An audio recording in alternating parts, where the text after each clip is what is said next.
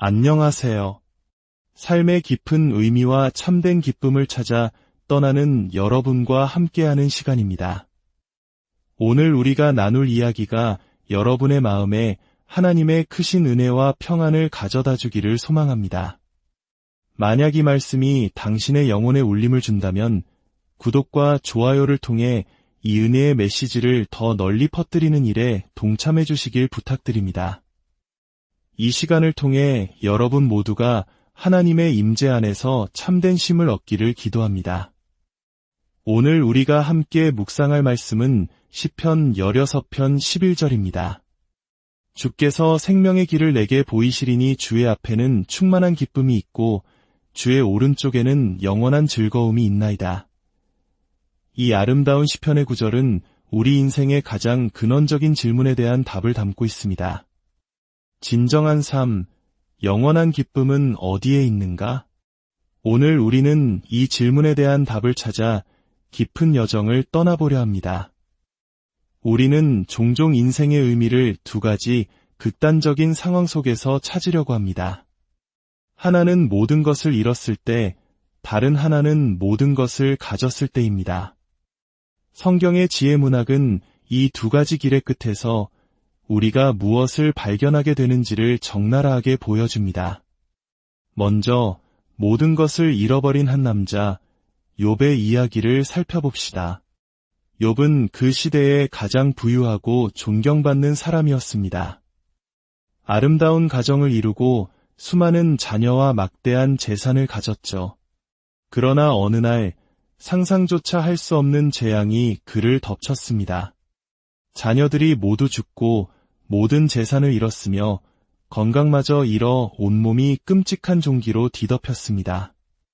그의 아내조차 그에게 하나님을 저주하고 죽으라고 말할 정도였습니다. 세상의 모든 것을 잃고 가장 가까운 사람에게까지 버림받은 욥은 잿더미 위에 앉아 절망의 끝을 마주했습니다. 하지만 그 모든 것을 잃어버린 잿더미 위에서 욥이 발견한 것이 무엇이었을까요? 그는 이렇게 고백합니다. 내가 모태에서 알몸으로 나왔사온즉 또한 알몸이 그리로 돌아가올지라. 주시니도 여호와시오 거두시니도 여호와시오니 여호와의 이름이 찬송을 받으실지니이다. 욥은 인생의 가장 밑바닥에서 모든 것이 사라진 그 자리에서 오직 하나님의 임재만이 자신에게 충분하다는 사실을 깨달았습니다. 소유도 건강도 명예도 아닌 오직 하나님 한 분만이 그의 유일한 위로이자 소망이었습니다. 이제 정반대의 길을 걸어간 또 다른 남자를 만나보겠습니다. 바로 솔로몬입니다. 그는 인류 역사상 가장 지혜롭고 부유했던 왕이었습니다. 그는 아버지가 물려준 강대한 제국과 하나님이 주신 지혜로 원하는 모든 것을 손에 넣었습니다. 그는 생각했습니다. 인생의 모든 쾌락과 부귀영화를 남김없이 누려보리라. 그 끝에 무엇이 있는지 내 눈으로 확인하리라. 솔로몬은 거대한 파티를 열고 값비싼 포도주와 진귀한 음식으로 날마다 잔치를 벌였습니다. 아름다운 여인들을 수없이 아내와 첩으로 맞이했습니다. 거대한 궁전과 신전을 짓고 포도원을 일구며 사업가로서도 최고의 성공을 거두었습니다. 세상이 제공할 수 있는 모든 즐거움과 성취를 맛본 것입니다. 하지만 그 모든 것을 경험한 뒤 그는 전도서에서 이렇게 탄식합니다. 내가 해 아래에서 행하는 모든 일을 본즉 다 헛되어 바람을 잡으려는 것이로다. 그가 내린 결론은 충격적이었습니다. 쾌락은 잠시 즐거움을 주지만 이내 사라지고 부와 성공은 더 큰 공허함을 남길 뿐이었습니다. 모든 것이 무의미하고 바람을 쫓는 것과 같이 헛되다는 것이었죠. 욥과 솔로몬. 한 사람은 모든 것을 잃었고 다른 한 사람은 모든 것을 가졌습니다. 하지만 두 사람 모두 인생의 극단에서 같은 결론에 도달했습니다. 세상의 것들로는 결코 우리의 영혼을 채울 수 없다는 것.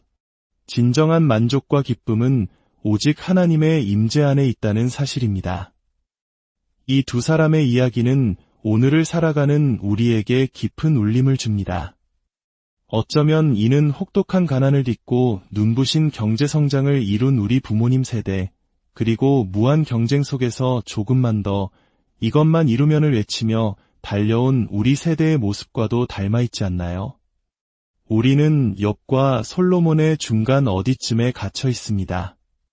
조금만 더 좋은 집, 조금만 더 안정된 직장, 아이들이 조금만 더 잘 되면 우리는 행복이 바로 저 모퉁이 너머에 있다고 믿으며 평생을 러닝머신 위에서 달립니다. 하지만 그것은 결국 바람을 잡으려는 노력일 뿐 우리를 진정한 생명으로 이끌지 못합니다. 그렇다면 진정한 생명, 참된 기쁨은 어디에 있는 것일까요? 성경 전체를 관통하는 단 하나의 거대한 이야기가 바로 그 답을 제시합니다. 그것은 바로 하나님의 임재에 대한 이야기입니다. 성경은 하나님께서 우리와 함께 하시기 위해 얼마나 끊임없이 우리에게 다가오셨는지를 보여주는 위대한 역사입니다. 태초에 하나님은 에덴 동산에서 아담과 하와와 함께 거니시며 깊은 교제를 나누셨습니다. 그것이 바로 하나님이 원하셨던 본래의 모습, 그분의 임재 안에서 우리가 살아가는 것이었습니다. 그러나 인간은 죄로 인해 그 관계를 깨뜨리고 하나님으로부터 멀어졌습니다.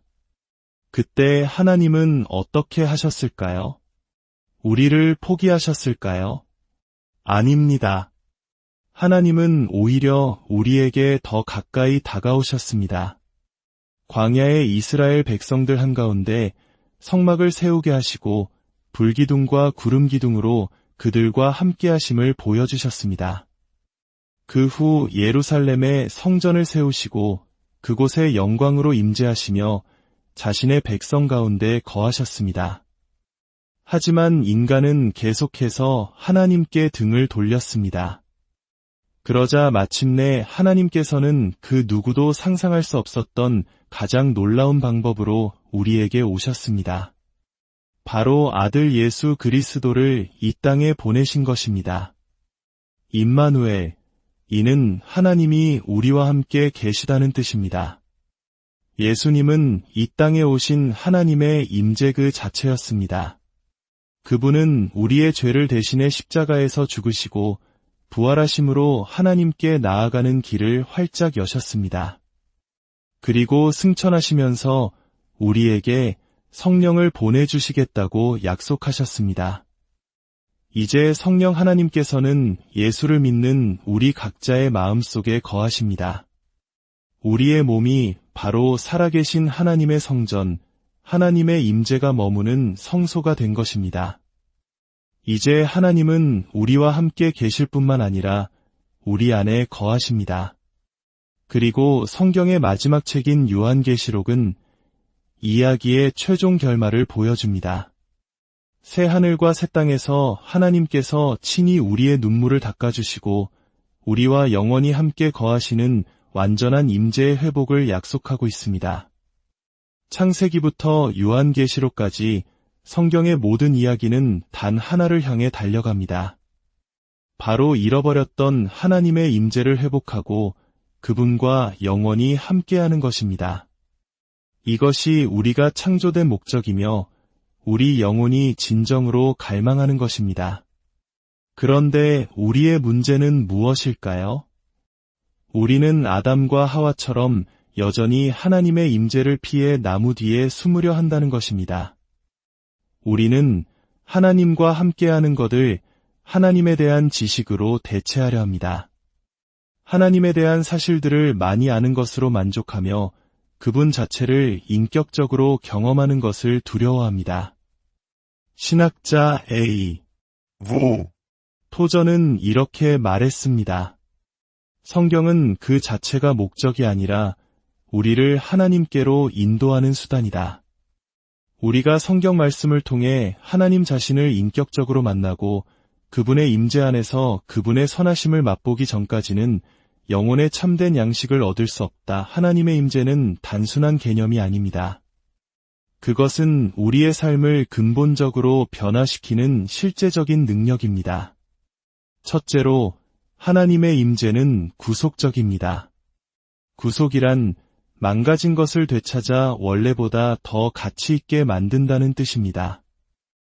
우리는 종종 우리의 부끄러운 과거나 깊은 후회를 하나님 앞에 가져가기를 두려워합니다.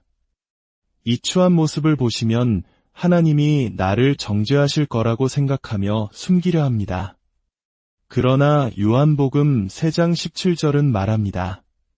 하나님이 그 아들을 세상에 보내신 것은 세상을 심판하려 하심이 아니요 그로 말미암아 세상이 구원을 받게 하려 하심이라. 하나님은 우리의 죄와 실패를 정죄하기 위해 우리를 부르시는 것이 아닙니다. 이미 죄로 인해 죽어가고 있는 우리를 구원하기 위해 부르시는 것입니다. 로마서 5장 8절은 더 놀라운 사실을 말해줍니다. 우리가 아직 죄인 되었을 때 그리스도께서 우리를 위하여 죽으심으로 하나님께서 우리에 대한 자기의 사랑을 확증하셨느니라. 하나님은 우리가 완벽해진 후에 우리를 사랑하신 것이 아니라 우리가 가장 약하고 추한 죄인이었을 때 우리를 위해 목숨을 내어주셨습니다. 여러분의 삶에 후회되는 일이 있습니까? 그때로 돌아가 다시 할 수만 있다면 하고 바라는 일이 있습니까? 하나님의 임재는 바로 그 후회의 자리로 우리를 초대합니다. 그리고 그 상처와 실패를 당신의 인생에서 가장 아름다운 간증으로 바꾸실 수 있는 유일한 분입니다. 기독교인들을 박해하던 폭력적인 사람이었던 사울을 위대한 사도 바울로 변화시킨 것을 보십시오. 5번이나 결혼에 실패하고 부도덕한 삶을 살던 사마리아 여인을 만나 그녀의 가장 깊은 수치를 만져주시고 그녀를 예배자로 회복시키신 예수님을 보십시오. 하나님은 우리의 과거를 숨기라고 하지 않으십니다. 오히려 그 모든 것을 그분의 임재 안으로 가져오라고 말씀하십니다. 그러면 그분께서 그 모든 것을 합력하여 선을 이루시고 당신의 가장 깊은 아픔을 통해 다른 사람을 살리는 치유의 도구로 사용하실 것입니다. 둘째로, 하나님의 임재는 우리를 초대합니다. 이사야 55장은 우리를 향한 하나님의 애타는 초청장과도 같습니다. 오호라 너희 모든 목마른 자들아 물로 나아오라. 돈 없는 자도 오라. 너희는 와서 사 먹되 돈 없이 값없이 와서 포도주와 젖을 사라. 너희가 어찌하여 양식이 아닌 것을 위하여 은을 달아주며 배부르게 하지 못할 것을 위하여 수고하느냐. 내게 듣고 들을지어다. 그리하면 너희가 좋은 것을 먹을 것이며 너희 자신들이 기름진 것으로 즐거움을 얻으리라. 너희는 귀를 기울이고 내게로 나아와 들으라. 그리하면 너희의 영혼이 살리라. 하나님은 마치 애타는 마음으로 외치시는 것 같습니다. 왜 너의 시간과 에너지를 너를 만족시키지도 못하는 헛된 것들에 쏟아붓고 있느냐? 얼마나 더 그렇게 스스로를 지치게 할 것이냐? 제발 내게로 오라. 내가 너의 영혼을 살릴 진짜 양식을 준비해 놓았다. 예수님께서도 마태복음 11장에서 동일하게 우리를 초대하십니다. 수고하고 무거운 짐 진 자들아, 다 내게로 오라. 내가 너희를 쉬게 하리라. 이 초대는 우리의 온전한 모습 그대로를 향한 초대입니다. 우리의 성공과 실패, 믿음과 의심, 기쁨과 불안, 그 모든 것을 가지고 나아오라는 초대입니다. 하나님은 우리의 어떤 부분도 거절하지 않으십니다. 당신의 가장 연약한 모습, 가장 부서진 마음 그대로를 원하십니다. 왜냐하면 바로 그 자리에서 하나님의 능력이 가장 온전하게 나타나기 때문입니다.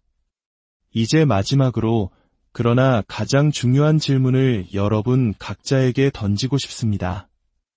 이 질문은 당신이 얼마나 선한 사람인지, 교회에 얼마나 오래 다녔는지, 성경 지식이 얼마나 많은지를 묻는 것이 아닙니다.